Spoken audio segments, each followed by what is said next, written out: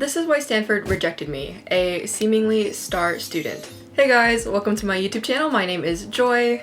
Today's video is going to be about why Stanford rejected me, a seemingly star student. Another girl made this video already. Her channel name is wAmy, so definitely go check out her video. But when I did get rejected from Stanford, I thought about this topic a decent amount because at the time Stanford was my dream school. And while I don't actually know why Stanford rejected me, I made a bunch of mistakes during my application process and in my actual application that I think definitely contributed to my rejection. And today I want to go over those with you guys so that you guys do not make the same mistakes that I did. So I'm going to go through my actual Stanford application really quickly. All of this was in the academic portion of the application that I submitted. I got a 1580 on the SAT, 35 on the ACT, had a 3.98 unweighted GPA, had multiple state and national caliber awards, and also had leadership positions in numerous clubs and activities. So with all of this in mind, what are the things that I did that definitely contributed to my rejection? So the number one thing that I did that I think contributed was poor planning. If you guys want to increase your chances of getting into Stanford, applying restrictive early action is probably your best bet.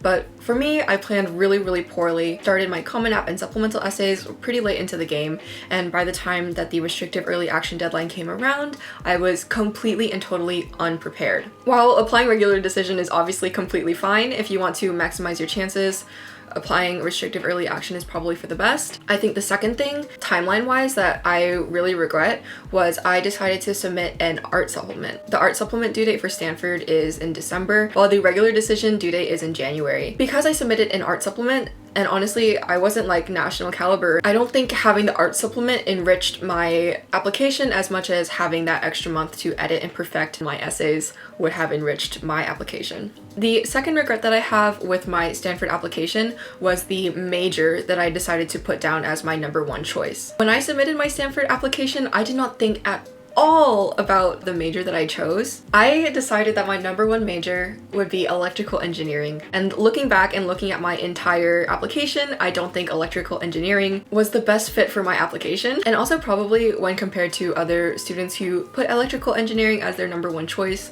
my application most likely did not hold up. Looking back, I really wish that I spent more time looking at the majors and the programs that Stanford had to offer and really trying to find one that fit best with what I wanted and also with my general application in order to create the most cohesive image of myself as a student. And while choosing a major that doesn't really fit with the rest of your application may not seem like the biggest deal, it definitely did not help with the cohesiveness of my application, and in that sense probably was a detriment to the image that the admissions officers got of me as a whole. The third thing that I think significantly impacted my application was my essays. I really wanted my humor and I guess my charismaticness to come across in my essays, and as a result, I definitely wasted space in my essays trying to incorporate jokes and being, I guess, more surface level that I could have used instead, having more introspective thoughts and really showcasing the way that I view the world, the way that I think about things, how I process what happens to me and things like that. And while looking back on some of my essays, I'm really proud of them, and I think they did have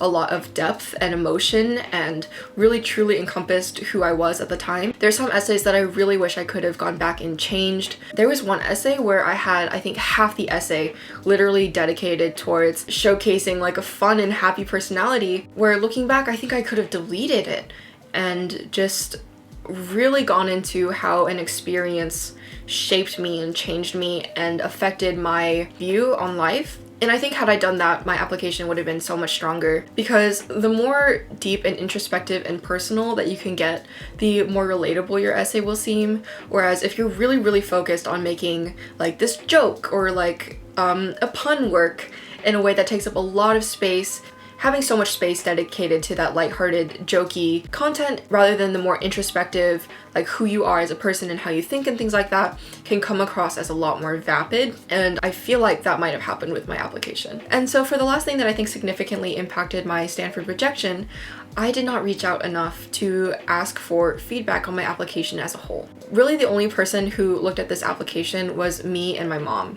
Looking back, I really wish I just took my entire application, handed it to my English teacher, and was like, pretty please help me. Let me know if the essay topics that I chose were good, if you think that certain essays could be stronger or maybe are too vapid, don't hold enough information. Do you think this essay topic is better, or this essay topic is better for this prompt? Do you think I should choose this short answer or this short answer for this prompt? I wish I just went out and asked for more, I guess, professional advice. At the time, I had no idea what I was doing, what colleges wanted, how other people would have viewed my application. I think having an older person like a teacher who has seen students go off to college and has probably edited multiple essays, I think just having that perspective is really valuable, and I would definitely ask for that help.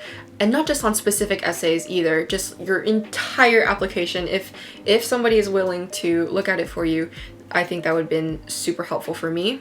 And then another thing that I really wish that I did was just taking my mom's advice more seriously. Looking back, she definitely told me that some of my short answers were a little bit too vapid and just didn't hold enough information about me as a person. And at the time, I was really attached to those answers.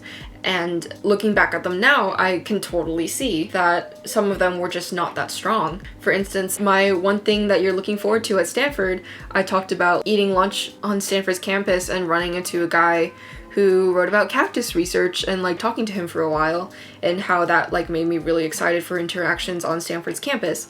But if you think about it, probably everybody's writing something similar, and my mom had a different idea that I think looking back now would have been so much stronger. So I guess just really don't be attached to the answers that you write for your essays, especially if you think that the advice that you're getting is coming from a reputable source. And another thing, if like your parents say something, it can be really easy to not be fully sure what advice to take super seriously, what advice to kind of put on the back burner, and having a second party go over their advice would probably have been super helpful. I'm gonna end this video by saying I by no means think that my application was a burning pit of fiery shit, but I also think that there were so many things that I could have done looking back to significantly improve it that I think me not doing definitely contributed to my rejection. And the last thing I wanted to say was that just because you're rejected from a university does not mean it's the end of the world. For me personally, I think being rejected from Stanford helped me grow as a person, helped me really see the problems and the flaws in my application, which would hopefully help me with applications going forward. I also genuinely think I ended up in the best place for me. Good luck to everybody who is applying to college. Please avoid all of the mistakes that I made during my Stanford application. If you guys want more college help, I have so many videos on my channel. Common App essay videos, supplemental app essay videos, scholarship essay videos. And if you guys want more tips on what not to do when applying to college, I have a video for that as well. Like, comment, subscribe, hit the notification bell, all that jazz, and I will see you guys next time. Bye!